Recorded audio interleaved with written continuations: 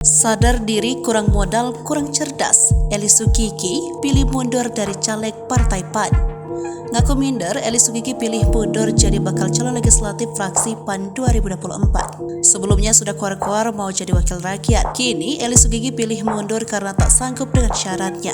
Rencananya Eli Sugigi bakal dicalonkan sebagai anggota DPR RI untuk daerah pilihan Lampung. Kepopulerannya hingga kerap warawiri di televisi bisa menjadi keuntungan bagi Eli Sugigi bertarung memperebutkan posisi di gedung Dewan. Kini setelah bacalek lain sudah mulai turun ke jalan untuk mempromosikan diri, hal tak terduga dilakukan Eli Sugigi. Eli Sugigi memutuskan untuk mundur jadi bakal calon legislatif PAN 2024. Menurut pengakuan Eli Sugigi, ada salah satu syarat yang tidak bisa ia penuhi sebagai calon legislatif.